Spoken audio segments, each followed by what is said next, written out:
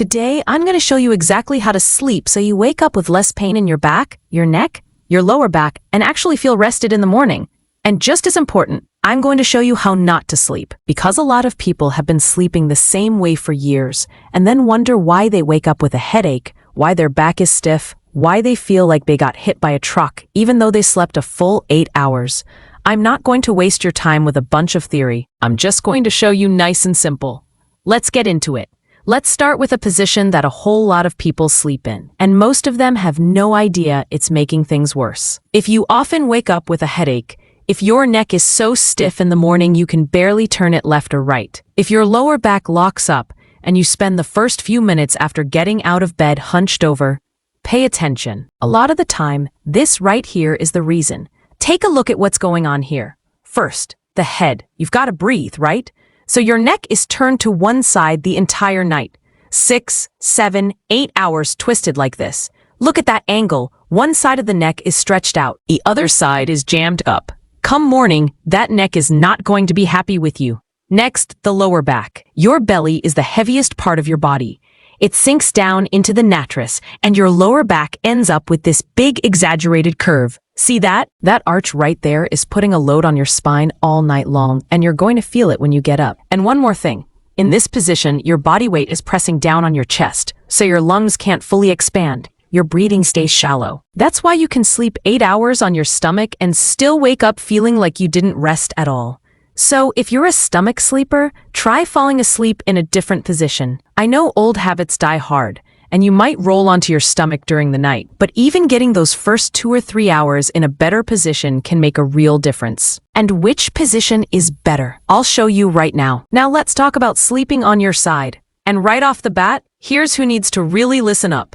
If you get pain in your hip, if the outside of your thigh aches when you lie down, if your lower back is stiff every single morning, or if you deal with heartburn or acid reflux, this part is especially for you. Because people make a ton of mistakes in this position, and I'm going to show you exactly what those mistakes are and how to fix them. First things first, which side should you sleep on? If heartburn or acid reflux is an issue for you, try to fall asleep on your left side. Here's why. Your stomach sits on the left side of your body. When you lie on your left, the valves between your stomach and your esophagus ends up above the level of whatever's in your stomach. That makes it harder for acid to creep back up. Lie on your right side, and it's the opposite. Acid has an easier path upward.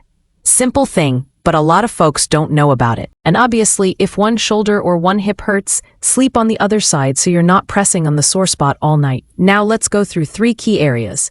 And for each one, I'll show you the wrong way and then the right way. Area 1. Your neck and your pillow. Look at this. The pillow is too thick. See how the head is pushed up? The neck is bent at an angle. Sleep like that all night, and your neck will be screaming at you in the morning. And here, the pillow is way too thin. The head drops down.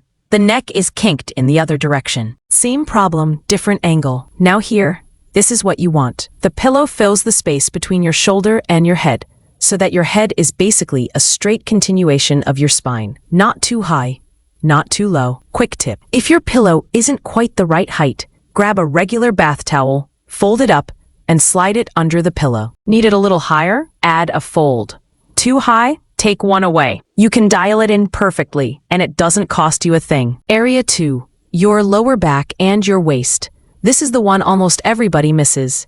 And it's a big reason people who sleep on their side wake up with a sore lower back. Look, your shoulders are wide, your hips are wide, but your waist in between is narrower. So this whole midsection right here sags toward the mattress.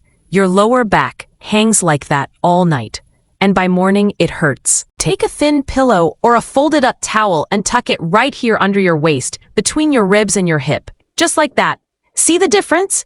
The lower back is supported now. The spine is straight. Simple fix, big payoff. Area 3, your knees and your hip.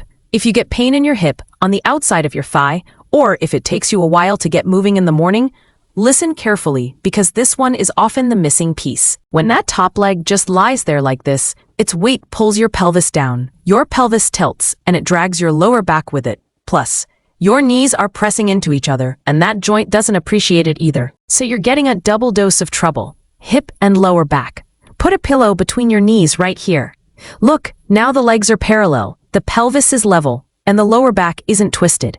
If your hip has been bothering you, Try this tonight. A lot of people are surprised how much of a difference this one little thing makes. So to sum up side sleeping, a proper pillow under your head, a thin support under your waist, and a pillow between your knees. 3 points, and your body is lined up the way it should be. By the way, if you try even just one of these tonight, you might notice a difference tomorrow morning. Hit that like button so I know videos like this are helpful for you. Now, let's move on to sleeping on your back, and I've got one simple trick here that takes the pressure off your lower back almost instantly.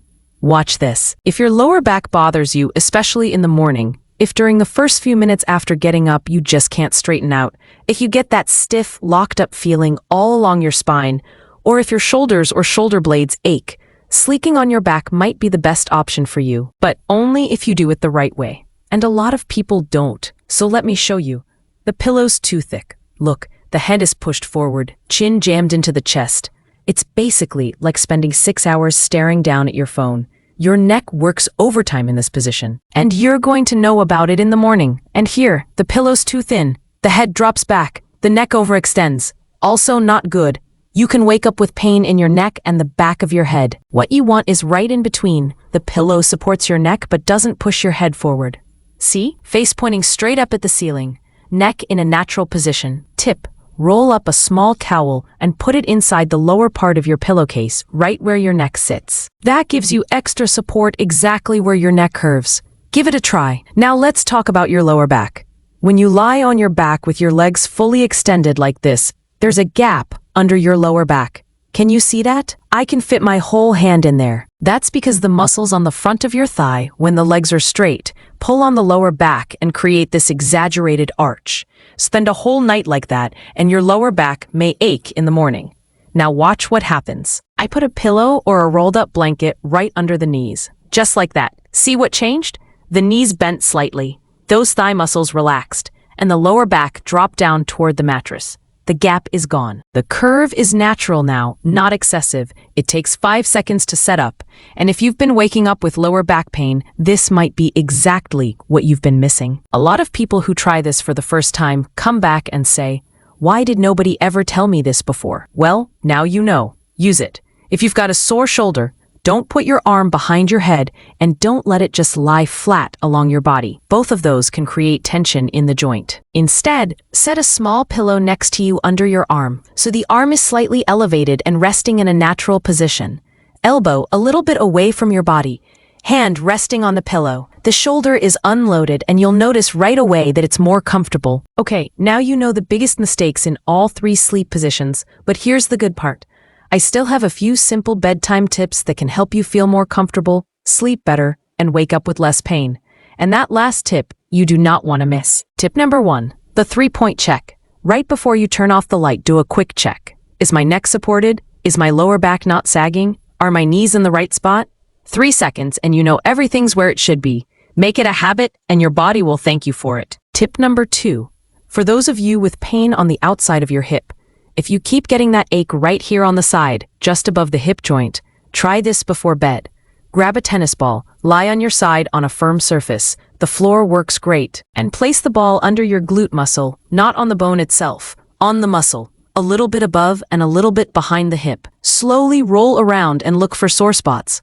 When you find one, hold it there for 30 to 60 seconds. Let the muscle relax into the pressure of the ball. You might be amazed at how much relief you get, sometimes right from the very first time. One thing, don't press the ball into the bone. Work the muscles only. And if the pain is sharp or way too intense, ease up on the pressure. Tip number 3, a simple stretch for your lower back before bed. Lie on your back. Pull both knees up to your chest. Wrap your arms around them and gently rock side to side, 30 seconds to a minute. That's it. This gently loosens up the muscles in your lower back and releases some of the tension that built up during the day. Simple movement, potentially a big difference. Do this regularly before you get into bed and see how your body responds. Tip number 4, don't eat a heavy meal within 2 hours of bedtime. A full stomach can make every sleeping position uncomfortable, especially on your side or your back.